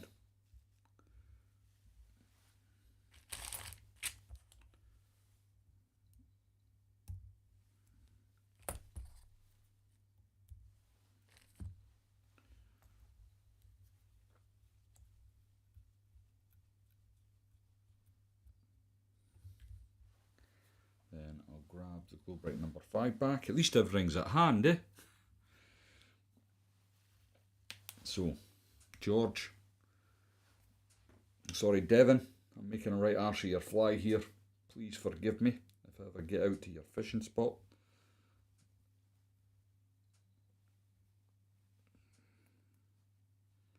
So again, just got some glow bright number 5.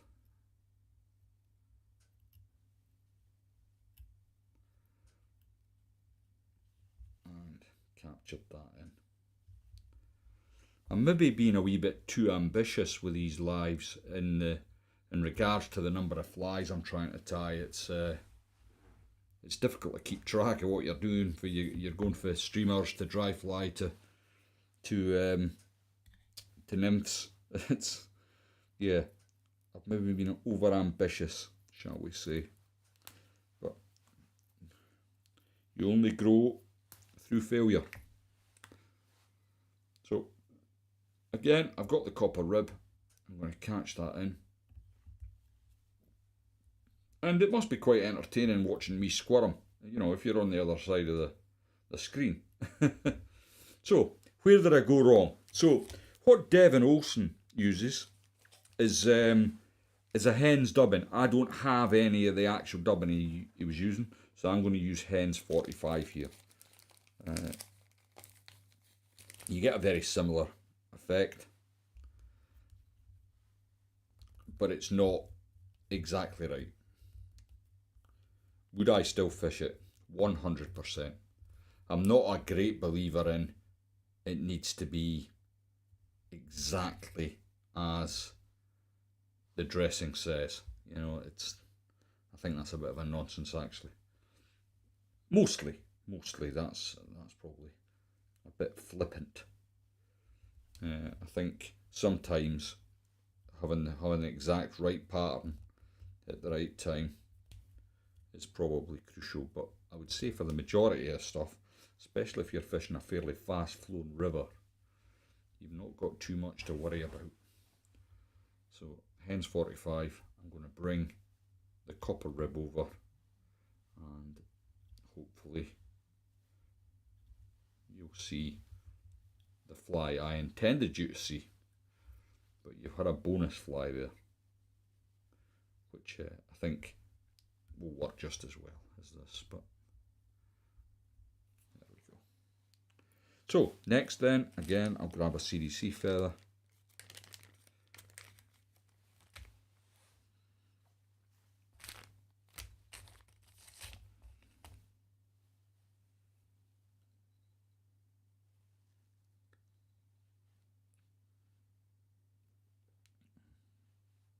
Just getting the old Christmas tree effect on the go. How are we doing for time? Goodness me, I don't know where the time's gone. 20 to 9 already. Unbelievable. I feel like I've been waffling forever. I'm just not getting this caught in.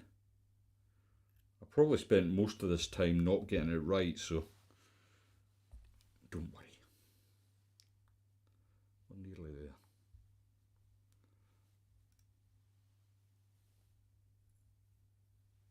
I'll just do one turn because this is quite a thick CDC feather.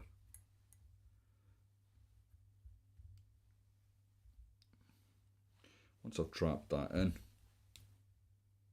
I can come in with my scissors and remove that. Now, I'm just going to grab all the CDC. I didn't pick a very good feather for this, but and once I've got that slicked back, I'll grab another little piece of my dubbing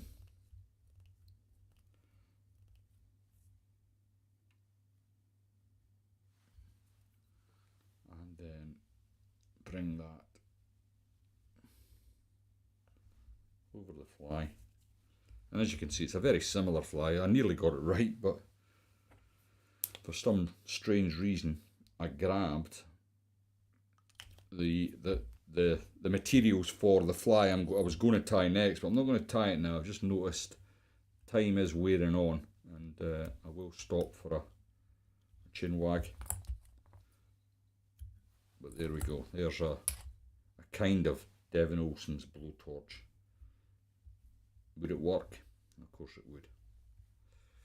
You can just see it working. Right, let's move that out the vise. Go back to this. Let's see what abuse you're going to give me for this evening's show so far.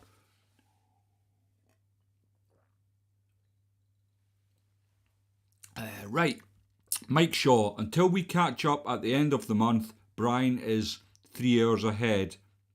After a live stream we were chatting on Messenger, I accidentally called him at 1 AM his time. Yeah, not pleasant. Cutting it shorter still makes it an effective hotspot. You still he just invented glowing spot, hotspot. I reckon it will work just as well on both our rivers and small still waters. Yeah, no doubt, Mike. There's not much odds between the two patterns, and I'd be happy to fish either of them, really. Ben, I'm sure that was a happy little accident, Michael. Jonas the Nympher, good evening from Sweden. Good evening, Sweden. Fish don't care, only fishermen care.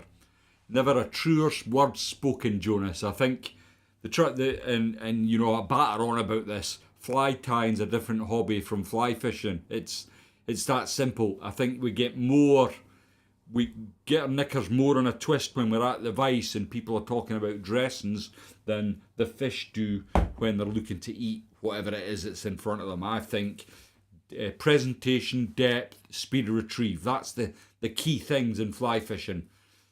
Whatever you're chucking at them is your confidence. It's nothing to do with catching fish, really. Ben agrees with Jonas. Facts correct.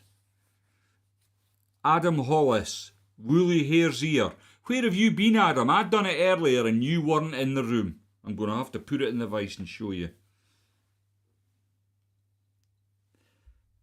So, bear with me 2 secs. There we go.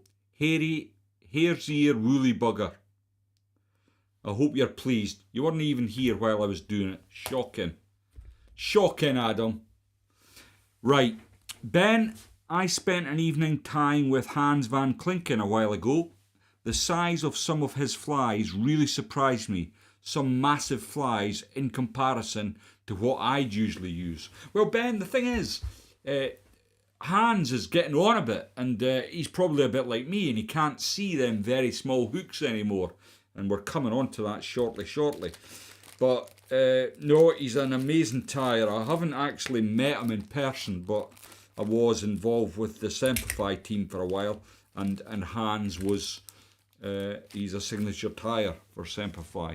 So let me show you what I was going to tie next, but unfortunately we're running out of time, and I had another couple of flies to tie.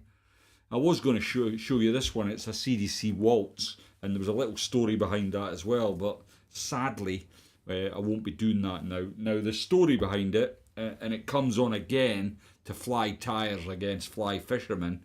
I used to call, not this fly, I don't use CDC, it was just pretty much the dubbing I used in that first blowtorch I tied with a copper rib. And I scruffed it out and I put a picture up on Facebook, as I do, and I called it the bread and butter fly, because mostly that's kind of what I'm throwing in the river. It's just a very simple bug. And the next thing, I got a world of abuse saying, well, that's just a waltz worm. And in my ignorance, I didn't know what a waltz worm was, because in England here, we've been calling that a hare's ear for about 300 years. So I had no idea what a waltz worm was. I've soon had myself educated, and obviously Waltz was the guy that came along and then invented the waltz worm, and everything that looks like a hare's ear is now called a waltz worm. It's a tough one for us Brits, you know. Let's have a wee look. Oh, nice. Sleeping from a replaced knee replacement. Sorry, I didn't realise you were in clip, Adam. Well, you can always rewatch it back once the live's finished. Kevin Robertson, have you tried the Fish Brain app yet, Lindsay? Are you a Rangers fan? You'll catch the second half. Kevin, I don't follow football. I've not followed football for a number of years. When I did follow it, I used to go and see Hearts home and away, and that was really disappointing because we weren't very good. And then when I moved down south, I followed Chelsea until it became not £20, it was £60 to go and see a game of football. And I just thought I could be on Rutland for a day with that. And so I've packed football in. I'm an avid follower of the rugby. I really enjoy that. So no football for me. I haven't tried the Fish Brain app. I I just don't have time, to be honest. I mean, people think I'm on the internet all the time, but pretty much I post and I get on with my job, or I'm on to do other things. I'm just a really busy guy. Let's come back to this. Sorry, I showed you the picture of the waltz, which you're not going to see now. It's quarter to 9, so we've been on for nearly 2 hours. I'm going to fish brain is okay. Where I am, it doesn't always help much. So what? Somebody tell me what the fish brain app does. I've kind of only heard of it from Kevin, but I don't know what it is. Yeah, Jonas, waltz is a hare's ear. Yeah, definitely.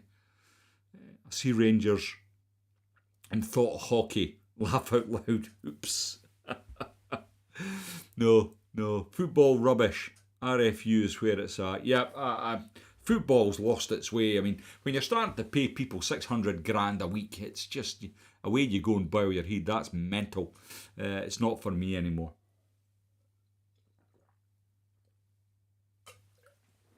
Right. I've got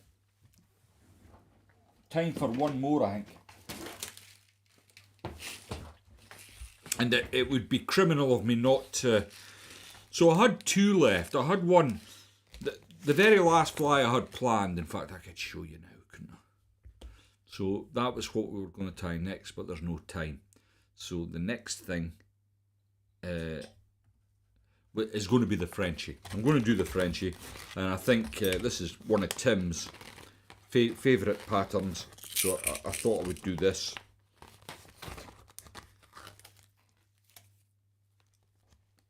But the other one I was going to do, but I'm not going to do now because I'm running out of time, and I would like to just answer any questions at the end, was going to be this, the quill perdigon. Now, there's lots of perdigon flies in the book, but I can't see past. I'm not a big fan of perdigon patterns, but I can't really see past this one.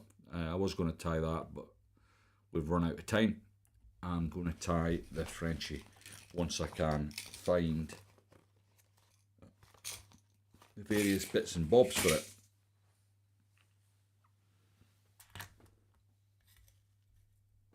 Now, what I can't find is the hook. Is it because it was in another packet of stuff? Right, bear with me, folks, while I try and find an adequate hook.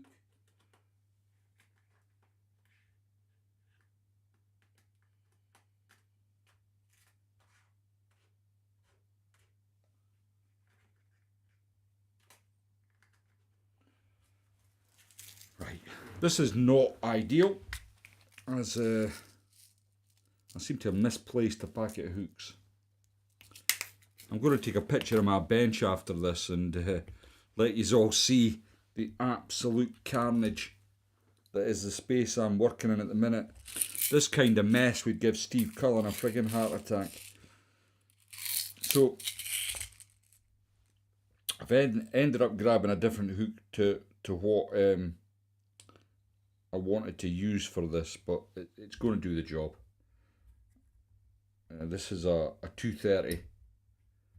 Hanak 230. It's on a medium wire, and this is size 14. Now I've coupled that with a Hanak bead at 2.8mm. As you can see, it's a silver bead. Now I like silver when the water's a little bit tinged. If there's a bit of colour to the water, silver can be really effective. As long as the fish haven't had a whole lot of pressure. They don't particularly like that very much. Now, first thing I'm going to do, if I can locate it, is find some super glue and just get that onto the shank of the hook. And then I think I'll just use the nano silk once again.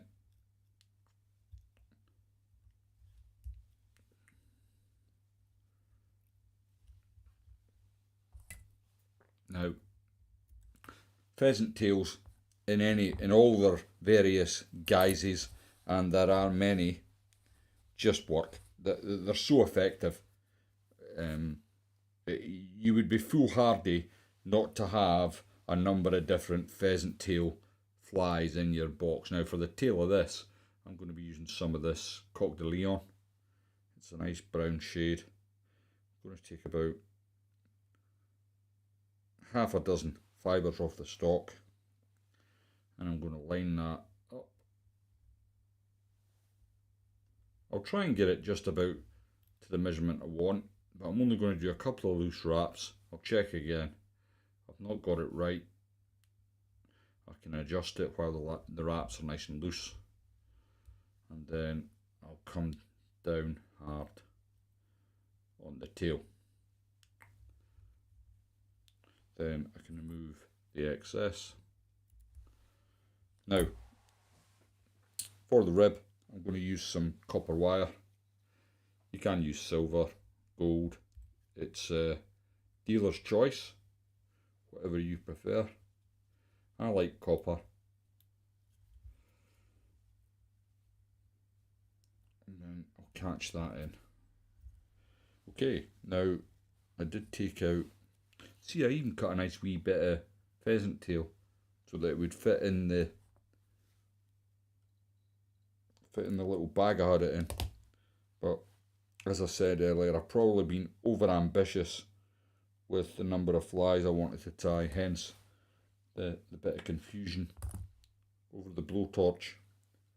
I probably need to restrict myself to maybe 4 or maybe 5 patterns in the future, and maybe cut it back. I mean, I seem to remember that the live streams would be about an hour, and that seemed fine. I don't know where the time goes when,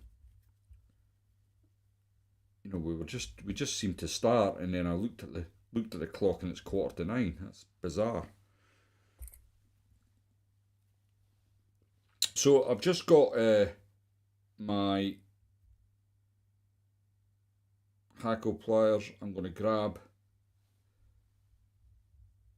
them. I've put a few extra turns at the front of the hook. I'm avoiding the point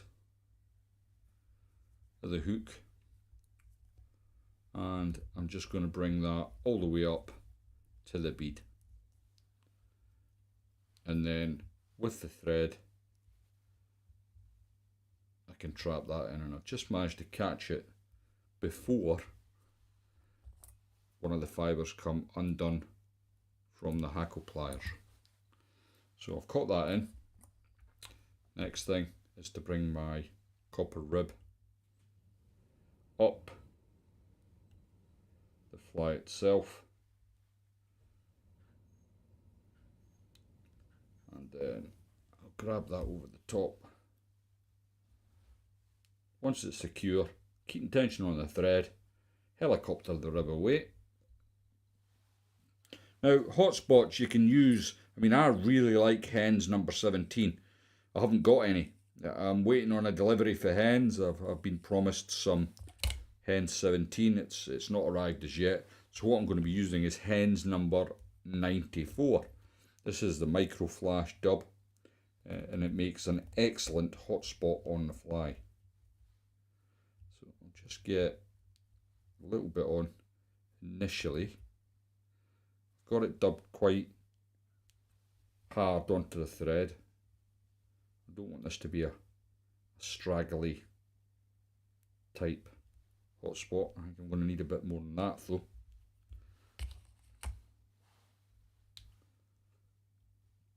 There is quite a bit of UV in the micro flash.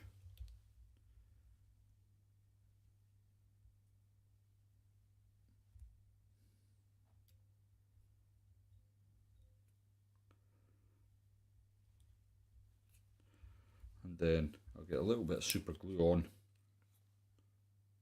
the thread.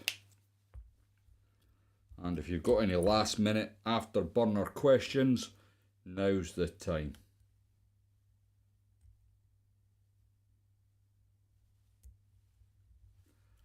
There's the Frenchy, and I've used an orange hotspot, but it's really up to yourself. Purple works, pink works, red, white, you name it. It's all good. It's just something to get the trout's attention. And there we go. Now, that is going to be the last fly I tie this evening. let's see if there is any questions before I go and bang my head.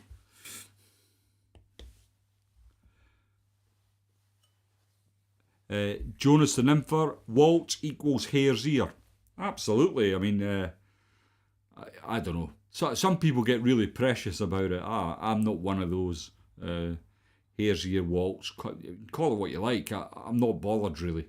A fly's a fly. As long as you're happy. Ben, I see Rangers and thought hockey. No. No, not here. But... so the Fish Brain app informs you of locations to go and fish. Oh, okay.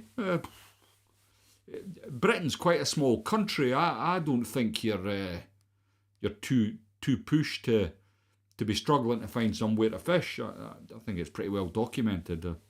I've got more apps on my phone than I can shake a stick at the minute. Let's see. Ben, baits to use, what people are catching. Oh, right, so it gives you a bit more information than that. Oh, okay. I might, if I get 5 minutes, I'll definitely have a wee look at it. If you cross a waltz and a squirmy, it's called Waltz Willy Waggler. Okay. Spot on that. Love the simplicity. Yep, it's fairly straightforward, like a very effective fly. Malcolm Hunt, my scissors died today. What's your recommendation for a replacement pair? Serves me right for tying so many bass flies. Malcolm, I've been using these. This is from the Flysmith. They look like normal scissors that you would just, like you'd buy, just cheap normal scissors, but they've just been absolutely amazing. They're razor sharp and couldn't recommend them highly enough, to be honest. Kevin Robertson on the tweet tomorrow. Hopefully a good day. Tight lines, Kevin. I hope you have a smashing day. Ben, are you a fan of North Country spider patterns? Ben, I kind of answered this the other week there.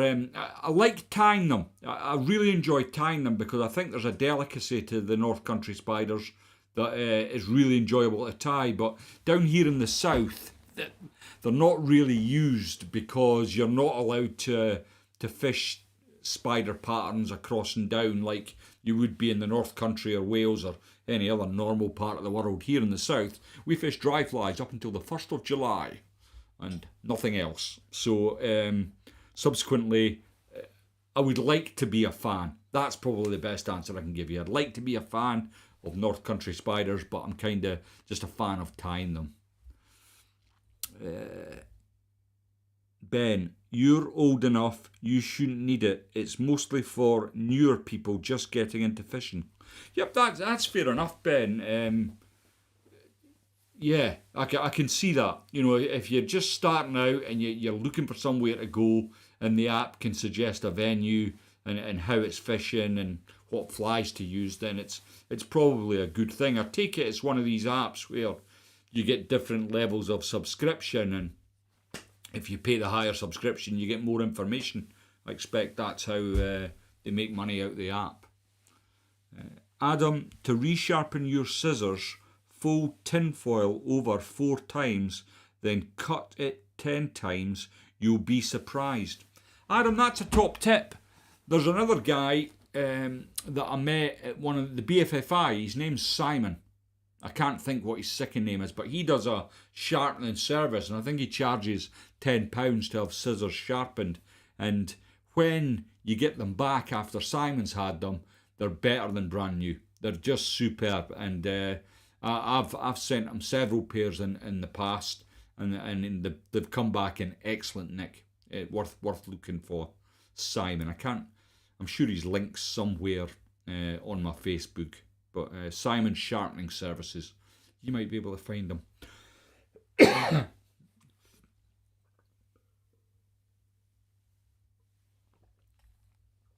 Ben, I didn't mean that to sound as mean as it did. Ben, it didn't sound mean at all. The written word's sometimes quite hard to interpret, and that's why when I read social media posts, I take most of them with a pinch of salt, if I'm honest, because it's sometimes, you know, people write something, they don't mean to be mean, they've just not really thought about how it reads off the written page. So, yeah, don't worry, I'm thick-skinned anyway. You've got to be thick-skinned to be doing this lark, let's face it. Is there anything else? Nope, I think that's it, folks, and we are at 9 o'clock, so a 2-hour stream. I am bursting for a wee, and I could really do with another beer. So, one more comment. Stardusted, hello, Lindsay Simpson, fly fishing. Thank you for the many informative videos that have helped me to become a tyer.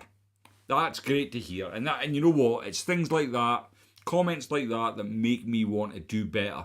And I've not done you proud this evening, sadly. And I will take a picture of the carnage and post it on Facebook or maybe on the community tab of my YouTube, just to show you what state the place is in after I've finished one of these sessions. It's, yeah, the cleaner's going to be upset tomorrow. Oh wait, I am the cleaner. Yeah. Ah, very welcome. Jonas, a while back I tied up some of the UV crunchers you tied in a video, and that one has got me some good placings in world comps on lake sessions. Second in the group in Finland and Slovakia. Jonas, that's great to hear. I mean, I like to think I'm not trying to mislead people with my fly tying. I tie flies to catch fish.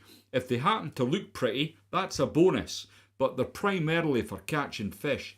And when it comes to fishing lakes, I've got to be honest. It's where I am at the top of my game.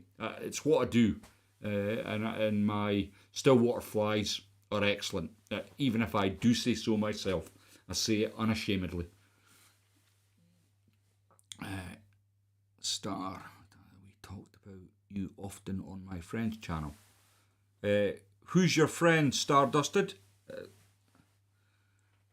Ben Morningstar. Can't wait to get out on the rivers and streams round here. Went for a walk today and found a lovely little stretch that goes under the A1. Crystal clear and could see the odd brownie in there. Wow, that's amazing. Ah, Brian, yep, he's a top bloke and absolutely phenomenal fly tyer. Considering the amount of time he's been tying, it's amazing. It's just amazing. The range of his tying and the precision of his tying, it's fantastic. I'm dead pleased that he's done so well. I remember when I think I first came across him where he'd posted something on Facebook. I'm not really a big TikToker. I do have an account on there, but I don't watch TikTok. I'm not really into short form video, if I'm honest. I do it now because it does help grow my YouTube channel with the hope that some people will look at the long form content. But Brian had posted that his videos had 1 million views after a year, and I said, well, that's amazing, Brian, and that's how I kind of got talking to him, and he's a top bloke.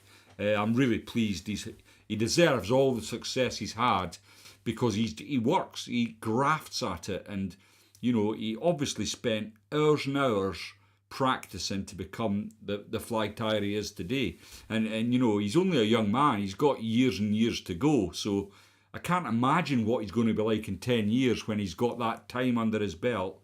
He's probably, I think he's probably one of the best fly tyers in the world now.